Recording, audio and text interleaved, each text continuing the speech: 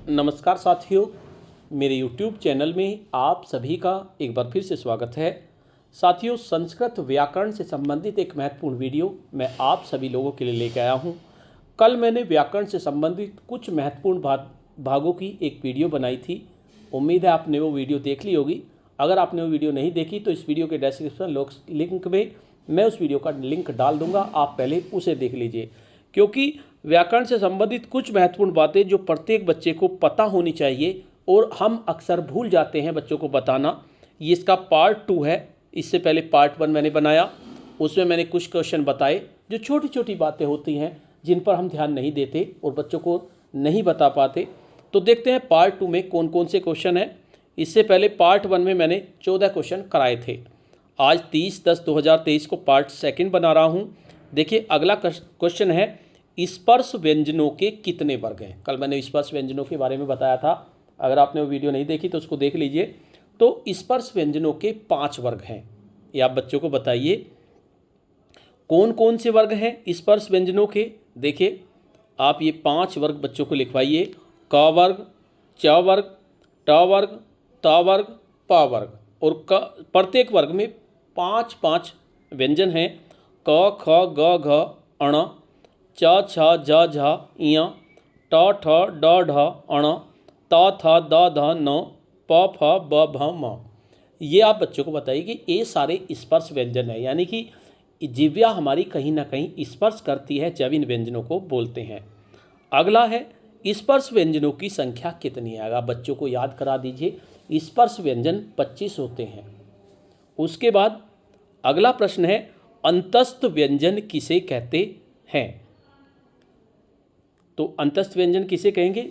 जिन व्यंजनों का उच्चारण जीभ, तालु, दांत और होंठों के परस्पर सटने की वजह से होता है। यानी वे व्यंजन जिनमें चारों चीज़ आपकी परस्पर सटती है, जीभ, तालु, दांत और होंठ। ये बच्चों को आप लिखवा दीजिए। अंतस्थ व्यंजन कौन कौन से हैं उसके बाद ये बताइए बच्चों को। य, र, ल, व, ये 4 व्यंजन आपके हैं जो अंतस्थ व्यंजन होते हैं। तो इसकी संख्या भी आप लिखवा दीजिए। अंतस्थ व्यंजनों की संख्या कितनी है? 4। देखिए, बहुत छोटे छोटे प्रश्न हैं, आपको पता होंगे, लेकिन बच्चों को इन प्रश्नों का नहीं पता होता और ये कंपटीशन में बहुत आते हैं। अगर आप अभी से तैयार कराएंगे बच्चों को तो उनके आगे जाके बहुत काम आएंगे। अगला प्रश्न है, ऊष्म व्यंजन किसे कहते हैं। जिन व्यंजनों के उच्चारण में मुख से विशेष प्रकार की गर्म हवा या ऊष्मा निकलती है उन्हें ऊष्म व्यंजन कहते हैं। हमें पता सब है, लेकिन हमें दोबारा रिवाइज करने की ज़रूरत है, बच्चों को बताने की ज़रूरत है। ऊष्म व्यंजनों की संख्या कितनी है? तो ऊष्म व्यंजन भी आपके 4 होते हैं। देखिए कौन कौन से हैं बच्चों को आप स, स, ह, ये चारों व्यंजन लिखवाए। 3 तो आपके सही हो गए और एक है ये आपके ऊष्म व्यंजन होते हैं। अगला प्रश्न है, संयुक्त व्यंजन किसे कहते हैं। देखिए, बहुत महत्वपूर्ण प्रश्न है, कंपटीशन में भी अक्सर आता है। जो व्यंजन 2 व्यंजनों के संयोग से बनते हैं उन्हें संयुक्त व्यंजन कहते हैं। अब देखिए, इन संयुक्त व्यंजनों को बताने से पहले मैं एक छोटी सी बात बताना चाहता हूँ जो हम लोगों को नहीं पता। देखिए, मैंने यहाँ पे लिखा क और क में क्या अंतर है। देखिए, एक क में तो हलंत नहीं लगा हुआ और दूसरे में नीचे हलंत लगा हुआ है, तो दोनों में क्या अंतर है। छोटी सी बात है, बच्चे देखते हैं कहीं पर हलंत लगा हुआ है और कहीं पर हलंत नहीं लगा हुआ, तो इन दोनों में क्या अंतर है। देखिए, कै जो है जिसमें हलंत लगा हुआ ये शुद्ध व्यंजन है, अर्थात आधा कै से आप बोल सकते हैं।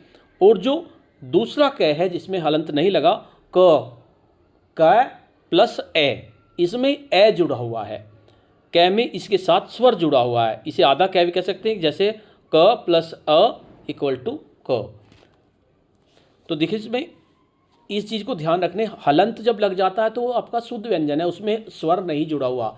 लेकिन अगर उसमें स्वर जोड़ दें तो आपका बिना हलंत के हो जाता है। ये आप बच्चों को ईजिली समझाइए तो उनकी समझ में आ जाएगा। अब बात कहती हैं हल किसे कहते हैं। ये जो हलंत है, हल से मतलब है सभी व्यंजनों में अ का संयोग होता है। जितने व्यंजन होते हैं, अ के बिना इनका स्वरूप कैसा होगा। क उसके नीचे हलंत, ख उसके नीचे हलंत, ग, घ, इनके नीचे सबके हलंत है। हालांकि मैं हिंदी का या संस्कृत का टीचर नहीं हूँ, विज्ञान का टीचर हूँ, लेकिन मेरा प्रयास होता है बच्चों को ज़्यादा से ज़्यादा बातें बताऊँ। हो सकता है इन बातों को बताने में एक दो मिस्टेक मैं कर दूँ, तो आप वीडियो के कमेंट बॉक्स में उस मिस्टेक को ज़रूर लिखें, जिससे कि मुझे भी पता चले कि मैंने आखिर मिस्टेक क्या की है। विज्ञान का हूँ तो इतना ज़्यादा हिंदी और संस्कृत की नॉलेज मुझे नहीं है, लेकिन मुझे बच्चों को संस्कृत पढ़ानी है तो मुझे कराना पड़ेगा, इसलिए मैं कोशिश कर रहा हूँ उनको ज़्यादा से ज़्यादा बताने की। तो इत्यादि इस रूप को हल कहते हैं, और इसका संकेत होता है नीचे एक छोटा सा डंडा जिसे हलंत कहते हैं। तो आप बच्चों को बताइए इन्हें हलंत कहते हैं, हल लगा हुआ है इनके नीचे। उसके साथ साथ हल के साथ साथ आप उन्हें अच भी बता सकते हैं, अच किसे कहते हैं। तो संस्कृत भाषा में जो हिंदी भाषा में स्वर होते हैं उनको संस्कृत भाषा में अच बोला जाता है। उसके बाद संस्कृत वर्णमाला में संयुक्त व्यंजन कितने होते हैं। देखिए हम संयुक्त व्यंजन पे फिर दोबारा से आ गए हैं, तो वहाँ पर संयुक्त व्यंजन 4 होते हैं। ये बच्चों को बताइए संयुक्त व्यंजन कौन कौन से हैं। देखिए क प्लस श यानी पेट पटा से जो होता है आपका, तो इससे अक्षय बन जाता है। त प्लस र त्र, ज प्लस इय अज्ञ, और स प्लस र श्रय। तो इसमें एक खास बात है, आप बच्चों को बताइए जो पहले वाला वर्ड है व्यंजन है उसमें हलंत लगा हुआ है और दूसरे वाले में हलंत नहीं लगा हुआ। अर्थात देखो दोनों में अगर हम हलंत लगाएंगे तो अ तो गायब हो जाएगा, और अगर दोनों को बिना हलंत के छोड़ देंगे तो दोनों में आ जाएगा, जबकि अ हमारा एक ही रहना है। तो पहले में हलंत लगा दिया, इसमें से अ को हटा दिया स्वर को, और दूसरे में स्वर जुड़ा हुआ है अ। तो ये चारों संयुक्त व्यंजन आप बच्चों को समझाइए, क्योंकि कंपटीशन में बहुत पूछा जाता है कौन कौन से संयुक्त व्यंजन है, या अज्ञ किससे बना हुआ है, त्र किससे बना हुआ है, तो ये सब आपसे पूछा जाता है। अगला प्रश्न है अयोग वाहक किसे कहते हैं। वाक्य में वर्णों के अतिरिक्त कुछ अन्य ध्वनि प्रतीकों का भी उपयोग किया जाता है। देखो जितने वर्ण हैं उनके अलावा कुछ अन्य ध्वनि प्रतीक का भी हम उपयोग करते हैं, जो वर्णमाला में सम्मिलित न होते हुए भी अर्थबोध में सहायक होते हैं। इन्हें अयोगवाहक कहते हैं। कौन कौन से अयोगवाह हैं, ये कितने प्रकार के होते हैं, ये 4 प्रकार के होते हैं अयोगवाह। देखिए कौन कौन से होते हैं। देखिए पहला है अनुस्वार यानी अंग की बिंदी जो होती है ऊपर, उसे अनुस्वार बोलते हैं। दूसरा है विसर्ग, जिसमें 2 बिंदी होती हैं। बच्चों को आप उनकी लैंग्वेज में ही समझाएंगे तो बढ़िया है, ज़्यादा ऊंचे स्तर से जाएंगे तो बच्चों की समझ में नहीं आएगा। चंद्र बिंदु, देखिए चंद्र बिंदु इस तरह की होती है, और दूसरी उससे अगली होती है चंद्री, जिसमें बिंदी नहीं लगती, बस एक चांद सा बन जाता है। तो ये 4 तरह के अयोगवाह होते हैं। नेक्स्ट प्रश्न है हमारा अनुनासिक किसे कहते हैं। अनुनासिक से मतलब है जिन वर्णों का उच्चारण मुख और नासिका के सहयोग से किया जाता है उन्हें अनुनासिक कहते हैं। अर्थात जब हम वर्णों का उच्चारण करेंगे तो हमारे मुंह से और नाक से दोनों की मदद से ये बोले जाएंगे। कितने होते हैं अनुनासिक वर्ण आपके, ये 5 होते हैं। कौन कौन से होते हैं अनुनासिक वर्ण, कौन कौन से होते हैं आपका अण, निया, इया, अण, न और म।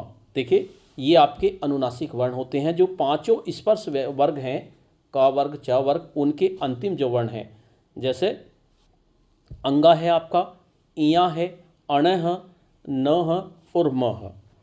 अगला होता है निर्नुनासिक किसे कहते हैं। निर्नुनासिक का मतलब अनुनासिक वर्णों को छोड़कर, यानी वर्णमाला के प्रत्येक वर्ग के अंतिम वर्ण जो हैं आपके अंग, इया, अण, न और मैं, और अनुस्वार को छोड़कर शेष सभी वर्ण निर्नुनासिक होते हैं। निर्नुनासिक का मतलब होता है निर प्लस नासिक, यानी जो नाक के बिना बोले जाएं।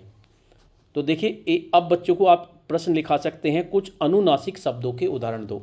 तो अनुनासिक यानी कि जो नाक की मदद से बोले जाएंगे, जैसे आँख, माँ, आप बच्चों को बोल के दिखाइए, पहुँच, दांत, मुंह, गाय, जाई, में, कहीं, पुस्तकें, इनमें नाक का यूज़ हो रहा है, तो आप बच्चों को बताइए। उसके बाद कुछ निर्नुनासिक शब्दों के उदाहरण भी आप बच्चों को बताइए, जैसे आप, कहीं नाक का यूज़ नहीं हुआ, वह, पेड़, कलम, बिल्ली। तो इस तरह से मैंने लगभग 2 पार्ट में 38 प्रश्न कराए। नेक्स्ट वीडियो में मैं कोशिश करूंगा बच्चों को कुछ ट्रिक की वजह से मदद से उच्चारण स्थान बताने की, क्योंकि उच्चारण स्थान ये याद नहीं होते, ये ट्रिक से ही याद होते हैं। तो नेक्स्ट वीडियो में हम वर्णों के उच्चारण स्थान देखेंगे कि कौन सा वर्ण किस जगह से बोला जाता है। तो आज की वीडियो में इतना ही। आपको यह वीडियो कैसी लगी, और हो सकता है इसमें कुछ थोड़ी बहुत मिस्टेक मैंने की हो, क्योंकि मैं लैंग्वेज का टीचर नहीं हूँ, साइंस का टीचर हूँ। तो आप कमेंट बॉक्स में ज़रूर लिखें कि जो भी मिस्टेक हुई है, जिससे कि मैं नेक्स्ट वीडियो में उसको सुधार कर सकूँ। धन्यवाद।